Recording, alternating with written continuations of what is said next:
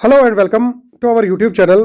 देखिए, कल हमने एक वीडियो डाला था जिसमें हमने जूनियर असिस्टेंट के बारे में अपडेट दिया था कि क्या कुछ वीडियो कॉन्फ्रेंस जो लोग बोल रहे हैं, क्या कुछ जो 15 फेब के बारे में बोल रहे हैं, क्या ओएमआर और टाइपिंग के लिए बोल रहे हैं, वो सब हमने वीडियो एक डाला था। वो सब चीज़ें हमने डिस्कस किए थे उस वीडियो में। बट बहुत सारे बच्चों का मानना था कि ऑफिशियल नोटिफिकेशन में बहुत सारे ऐसी चीज़ें लिखे हुए हैं जिनसे हमें क्लियर इंडिकेशन मिल रही है क्या कुछ पहले होने वाला है। तो हमने आपके सामने अब आज जो वीडियो लाया है इसमें हमने नोटिफिकेशन लाई है डायरेक्ट, जो कि JKSSB ने जूनियर असिस्टेंट के लिए निकाली थी। नोटिफिकेशन नंबर 8 ऑफ 2025 और डेटेड जो है ये 27/9/2025। देखिए, इस वीडियो में हम डिस्कस करेंगे कि स्कीम जो एग्जाम की रहने वाली है, एक वो पॉइंट हम डिस्कस करेंगे, स्किल टेस्ट के बारे में बात करेंगे और अल्टीमेटली एक नोट के बारे में बात करेंगे जो कि इसी नोटिफिकेशन में डाला हुआ है। नाउ ये देखेंगे हम सबसे पहले स्कीम ऑफ एग्जामिनेशन। देखिए, यहां पे स्कीम ऑफ एग्जामिनेशन पे इन्होंने मेंशन नहीं किया हुआ है कि स्किल टेस्ट हो जाएगा। यहां पे मेंशन क्या हुआ है, सिंपली जो एग्जामिनेशन होगा वो ऑब्जेक्टिव बेस्ड होगा और मल्टीपल चॉइस क्वेश्चंस इसमें रहेंगे और जो पेपर होगा वो ओनली इंग्लिश लैंग्वेज में होगा। और साथ में ये भी बोला है कि नेगेटिव मार्किंग हो जाएगी, जो कि आपको पता है 1/4 रहती है। इन शॉर्ट 0.25 मार्क्स की यहाँ पे क्या रहते हैं, नेगेटिव मार्क्स रहते हैं, जो भी क्वेश्चन गलत हो जाता है जिसका रॉन्ग आंसर आ जाता है। तो यहां पे इस स्कीम ऑफ एग्जामिनेशन में यह मेंशन नहीं किया हुआ है कि पहले हम टाइपिंग लेंगे बाद में ओएमआर, या पहले हम ओएमआर लेंगे बाद में टाइपिंग। यहां पे सिर्फ एमसीक्यू बेस्ड एग्जाम के बारे में बताया गया है। क्या इसका मतलब इसका स्किल टेस्ट नहीं लिया जाएगा, वो भी हम देखेंगे।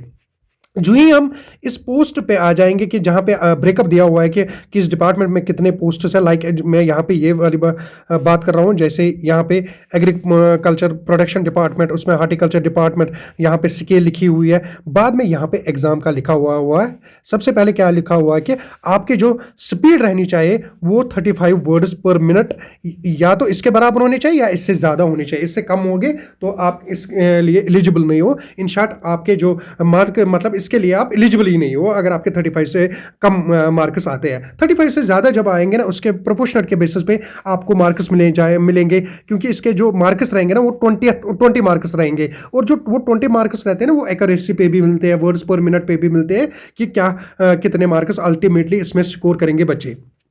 ना यहाँ पे लिखा हुआ है कि जो स्किल टेस्ट है वो 20 मार्क्स का रहने वाला है और साथ में जो इसका एमसीक्यू बेस्ड है वो 80 मार्क्स का रहने वाला है। मतलब 80 + 20 कुल मिला के 100 मार्क्स का ये एग्जाम होने वाला है। और साथ में ये भी लिखा हुआ है कि प्रोपोर्शनेटली आपको मार्क्स मिलेंगे, क्योंकि यहाँ पे भी बहुत सारे कंफ्यूजन है। देखो, क्लियर कट इन्होंने लिखा है कि जो 20th मार्क्स मिलेंगे वो प्रोपोर्शनेट के बेसिस पे आपको मिलेंगे। किसी को 18, किसी को 17, किसी को 16, 15, वो डिपेंड करेगा उसकी स्पीड और उसकी एक्यूरेसी पे डिपेंड करेगा। ये सब तो ठीक है, यहां से भी हमें अब क्लियर हो रहा है कि दो चीजें तो यहां तक क्लियर हुए। एक हमारा ओएमआर बेस्ड क्लियर हुआ स्कीम ऑफ एग्जामिनेशन में, और हर एक पोस्ट के सामने जो जूनियर असिस्टेंट के सामने लिखा हुआ है कि यही 35 वर्ड्स पर मिनट और 80 मार्क्स के बारे में सब कुछ लिखा हुआ है। यहां से हमें स्किल टेस्ट भी श्योर हुआ कि स्किल टेस्ट भी होने वाला है। चलो, ये दो चीजें तो क्लियर हो गए।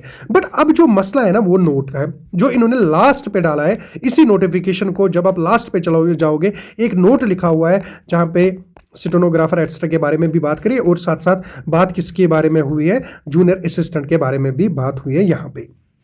नाउ अगर आप यहाँ से देखोगे ना, यहाँ पे क्या लिखा है इस नोट में, एक बार हमें सेट करने दो ये नोट।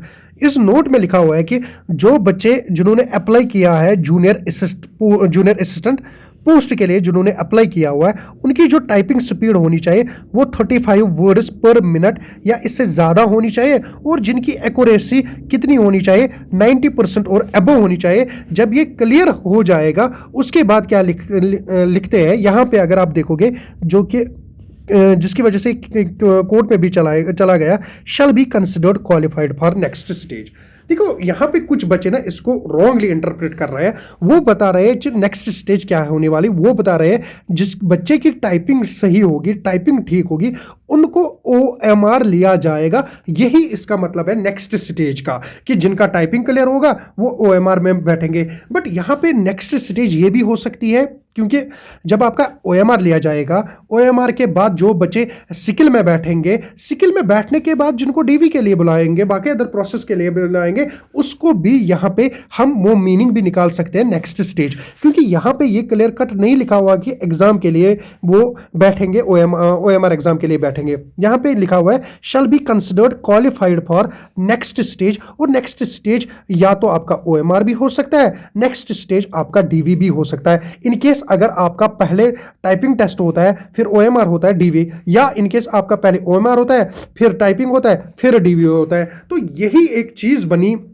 वजह बनी किसको, इसको कोर्ट में जाने के लिए। जब कोर्ट में चला गया यही एक पॉइंट किया गया कि अगर आप OMR बेस्ड एग्जाम लेना चाहोगे, OMR बेस्ड ठीक है, आप बता रहे हो एक्सपेंचर एक्स्ट्रा जिसमें OMR में कम होंगे, क्योंकि OMR में एक ही दिन सारे बच्चे जो है वो बैठेंगे, किसमें, OMR एग्जाम में बैठेंगे। एक दिन में आपका जो है OMR एग्जाम खत्म हो जाएगा, उसके बाद आप बता रहे हो हम सिकल टेस्ट लेंगे। बट इसमें भी आपने ये नहीं बोला कि किस हिसाब से लेंगे। इसका मतलब हम ये भी नहीं तो निकाल सकते ना कि जो जितने सारे बच्चे OMR में बैठेंगे वो सारे सिकल टेस्ट में बैठेंगे, क्योंकि आपने ये नहीं बोला कि हम 1:2 रेशो में लेंगे, जितने पोस्ट है मल्टीप्लाइड बाय 2 उतने हम उठा लेंगे, या मल्टीप्लाइड बाय 3 उठा लेंगे, मल्टीप्लाइड बाय 4 उठा लेंगे। तो ये केस चला गया कोर्ट में, और कोर्ट ने क्या कुछ डायरेक्शन दी वो भी आपके सामने है।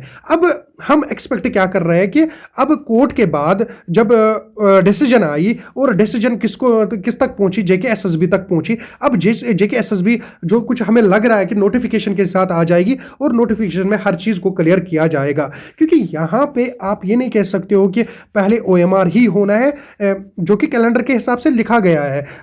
मगर वो कैलेंडर भी टेंटेटिवली कैलेंडर जो 28 दिसंबर को कैलेंडर बाहर आया था, उसमें लिखा था पहले कि हम OMR कंडक्ट करेंगे in the month of Feb, और फिर आपका जो कौन सा महीना आने वाला है, मार्च और अप्रैल में है, उसमें हम क्या है सिकल टेस्ट को कंडक्ट करेंगे। बहुत सारी चीजें अभी भी इसमें क्या है जो कि डाउट के लायक है, जिन पे डाउट हो रहा है कि क्या कुछ होने वाला है। हम एक्सपेक्ट कर रहे हैं कि क्योंकि अब कोर्ट ने भी डायरेक्शन दे दी SSB को, उसने डिस्पोज ऑफ इसको केस को किया, और कुछ रेफरेंसेस भी दी, जयपुर कोर्ट वाली की रेफरेंस दी तेज प्रकाश की, तो वहां पे क्या बताया गया कि आप मिड में चेंज मत करियो, जितने भी आपके जो कुछ आपने नोटिफिकेशन में लिखा हुआ है एज पर नोटिफिकेशन आप चले जाओ। उन्होंने ये नहीं कि उनको बताया आप एज पर आपका अपना जो है कि जो आपने 28 दिसंबर को कैलेंडर निकाला उस हिसाब से जाओ, क्योंकि अगर उस हिसाब से जाएंगे पहले OMR होगा फिर टाइपिंग होगी, और उन्होंने बताया अब आप नोटिफिकेशन एज पर नोटिफिकेशन चले जाओ। और नोटिफिकेशन में भी कुछ पॉइंट्स डाउट के लायक है, जैसे कि हमने ये पॉइंट आपको सामने रखा हुआ है कि क्वालिफाइड फॉर नेक्स्ट स्टेज, इसके यहाँ पे 2 मीनिंग निकल सकती है, या तो इसका DV मीनिंग निकल सकता है या इसका OMR निकल सकता है। अब जो भी है एक JKSSB से यही रिक्वेस्ट है कि वो एक नोटिफिकेशन के साथ आ जाओ और सब क्लियर कर लो। ये आपके पास ये नोटिफिकेशन थी, और बहुत सारी चीज़ों को हमने यहाँ पे डिस्कस किया हुआ है, खुद भी आप इस नोटिफिकेशन को पढ़ सकते हो, और आप जो मीनिंग निकालना चाहते हो वो निकाल सकते हो। फाइनली हम आप सबको यही रिक्वेस्ट करेंगे कि आप दोनों पे फोकस रखो, जिसको ऑलरेडी टाइपिंग अच्छी है वो OMR पे फोकस रखो, और जिसका ऑलरेडी OMR ठीक ठाक है और टाइपिंग में वो पीछे रह रहा है वो टाइपिंग पे फोकस करो, दोनों चीजें पे फोकस करो, क्योंकि अल्टीमेटली दोनों चीजें इसके लिए इंपॉर्टेंट है। बस ये ना हो जाए प्लीज कि इस रिक्रूटमेंट को डिले और नहीं होना चाहिए, बस रिक्रूटमेंट होनी चाहिए, टाइम पे होनी चाहिए, सिलेक्शन भी टाइम पे होनी चाहिए, और वाइंड अप भी ये टाइम पे होने चाहिए सारी चीजें। तो दोनों के लिए आप प्रिपेयर करो, टाइपिंग के लिए भी प्रिपेयर करो और OMR के लिए प्रिपेयर करो, वही सबसे बेस्ट है फिलहाल स्टूडेंट्स के लिए। Okay, thank you, bye.